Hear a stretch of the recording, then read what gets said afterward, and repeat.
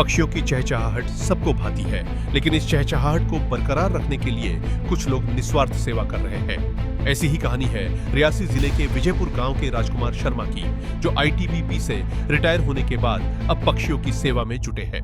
Rajkumar Sharma ITBP में 23 साल देश की सेवा करने के बाद रिटायर हुए, लेकिन रिटायरमेंट के बाद भी उनकी सेवा का जज्बा कम नहीं हुआ। राजकुमार पिछले कई सालों से रोजाना गांव और आसपास के इलाकों में पक्षियों के लिए पानी का इंतजाम करते हैं। राजकुमार का कहना है कि वे पिछले कई सालों से पक्षियों की सेवा कर रहे हैं, लेकिन देश के प्रधानमंत्री श्री नरेंद्र मोदी से बहुत प्रभावित हुए हैं। प्रधानमंत्री ने देश की जनता के साथ साथ बेजुबान पक्षियों के बारे में भी सोचा और गर्मी में उनके लिए पानी रखने की अपील की। राजकुमार बताते हैं कि प्रधानमंत्री सिर्फ देश के नेता नहीं, बल्कि एक अच्छे इंसान भी हैं, जिन्होंने भीषण गर्मी में इन बेजुबानों का ख्याल रखने को कहा। गर्मी के इस मौसम में जब तापमान 40 डिग्री के पार है, राजकुमार सुबह शाम पेड़ों पर सकोरे टांगते हैं, जमीन पर पानी के मिट्टी के बर्तन रखते हैं। उनकी इस पहल से गांव में सैकड़ों पक्षी रोज पानी पीते हैं।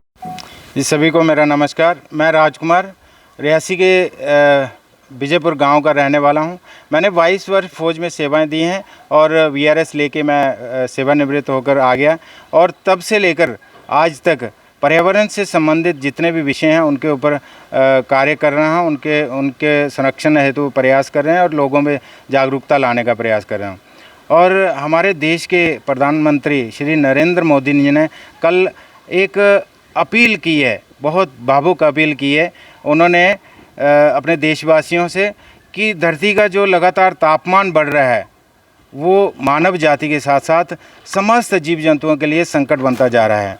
तो ऐसे में मनुष्य होने के नाते हमारा ये परम कर्तव्य बनता है कि हम अपने साथ साथ अन्य जीव जंतुओं की भी सुरक्षा करें, तभी प्रकृति का संरक्षण हो सकता है। खासकर पक्षी जो हैं, हमारी प्रकृति, हमारे पर्यावरण का एक अभिन्न अंग है, उनका संरक्षण करना हमारा परम कर्तव्य बनता है। तो ये ज़रूरी है कि हम पक्षियों के लिए अपने घरों के आसपास, अपनी छत के ऊपर पानी के परिंदे रखें, उनके लिए पानी का प्रबंध करें, ताकि कोई भी बेजुबान पक्षी बिना पानी के अपने प्राणों को ना गंवा पाए। तो कुछ पंक्तियाँ मेरे जहन में आ रही हैं। छतों पर पक्षियों के लिए पानी सजाया जाए, इंसानियत का असली धर्म निभाया जाए, एक कटोरा जल भी बन सकता है जीवन की आस, आओ मिलकर प्रकृति संग दया का दीप जलाया जाए।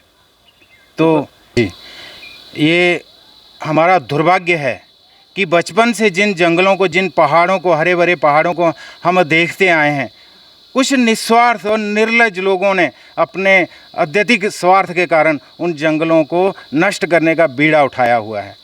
हम बहुत प्रयास करते हैं, इसके प्रति हम समाज में जागरूकता लाएं। उन लोगों को जो ये ऐसे प्रयास करते हैं उनको हम जागरूक करें कि ये हमारा भविष्य है, हमारी आने वाली पीढ़ियों का ये जंगल, ये हरियाली हमारी आने वाली पीढ़ियों के लिए सुरक्षित रखना हमारा परम कर्तव्य है। लेकिन लोग लगातार आग लगाते जा रहे हैं। ये गर्मियों का, ये गर्मियों के मौसम में आग लगना ही ये एक नहीं है, ये एक ट्रेडिशन बन गया है। पूरे साल हमारे जम्मू कश्मीर के जंगल जो है, वन क्षेत्र जलता रहता है और असंख्य जीव जंतु उसमें अपने दम तोड़ देते हैं।